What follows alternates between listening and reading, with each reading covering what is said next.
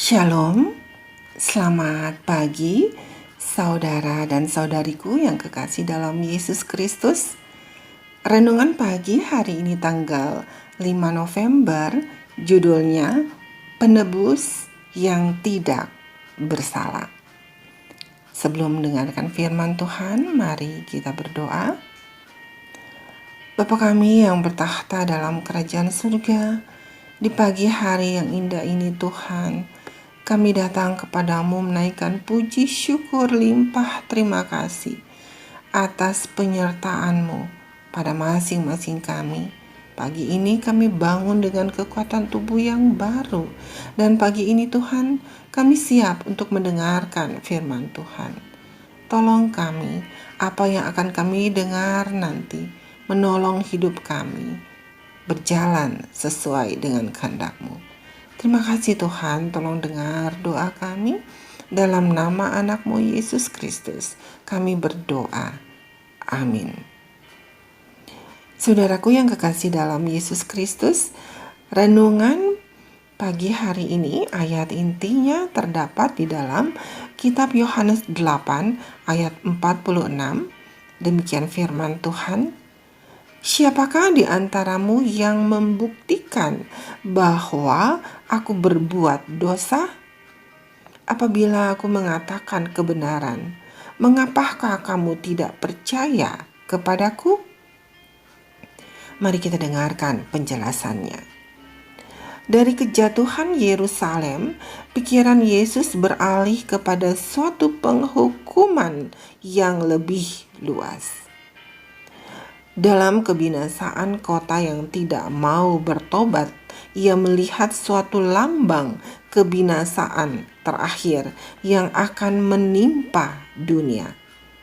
Ia berkata, maka orang akan mulai berkata kepada gunung-gunung, runtuhlah menimpa kami, dan kepada bukit-bukit, timbunilah kami.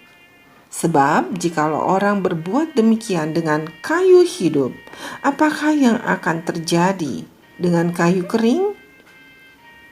Dengan kayu yang hidup, Yesus melambangkan dirinya sendiri, penebus yang tidak bersalah. Allah membiarkan kemarahannya terhadap pelanggaran menimpa anaknya yang kekasih. Yesus harus disalibkan karena dosa-dosa manusia. Kalau begitu,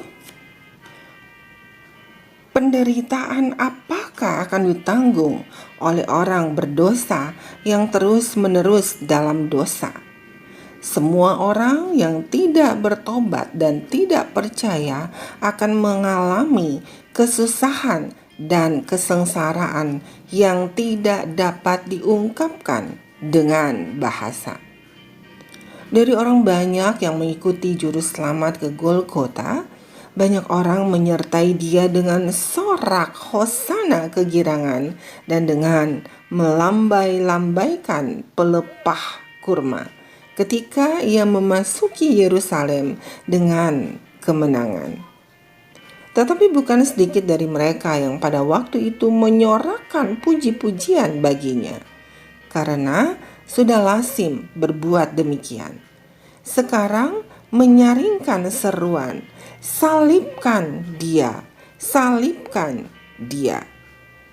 Ketika Kristus mengendarai keledai masuk ke Yerusalem, harapan murid-murid telah memuncak. Mereka telah datang dekat-dekat di sekeliling guru mereka karena merasa bahwa adalah suatu kehormatan besar berhubungan dengan dia. Sekarang dalam hal ia dihinakan, mereka mengikuti dia dari jauh. Mereka dipenuhi kesedihan dan tunduk dengan harapan yang dikecewakan. Alangkah benarnya perkataan Yesus, malam ini kamu semua akan tergoncang imanmu karena aku. Sebab ada tertulis, aku akan membunuh gembala dan kawanan domba itu akan tercerai-berai. Dalam Matius 26 ayat 31. Setelah tiba di tempat pelaksanaan hukuman mati, Orang-orang tahanan itu diikatkan pada alat-alat penyiksa. Kedua pencuri bergumul di tangan orang-orang yang menaruh mereka di atas salib. Tetapi Yesus tidak mengadakan perlawanan. Ibu Yesus yang dipapa oleh Yohanes, murid yang kekasih, telah mengikuti langkah anaknya ke Golgota. Ia telah melihat dia pingsan di bawah beban salib dan rindu menopang kepalanya yang luka dan membasuh dahi yang pernah berbantalkan dadanya. Tetapi ia tidak diperkenankan.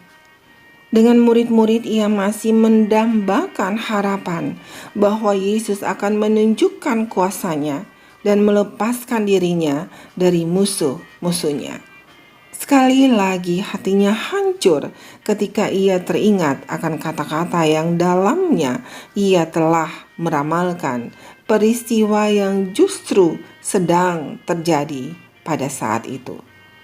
Dalam Alfa dan Omega, jilid 6, halaman 394 dan 395.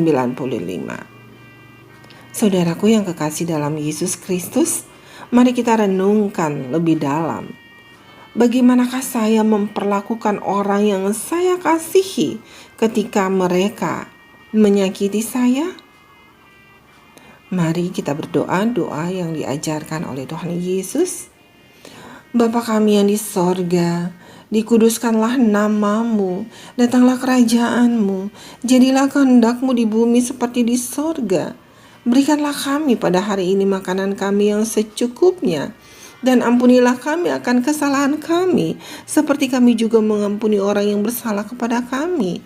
Dan janganlah membawa kami ke dalam pencobaan, tetapi lepaskanlah kami daripada yang jahat, karena Engkaulah yang punya kerajaan dan kuasa dan kemuliaan sampai selama-lamanya.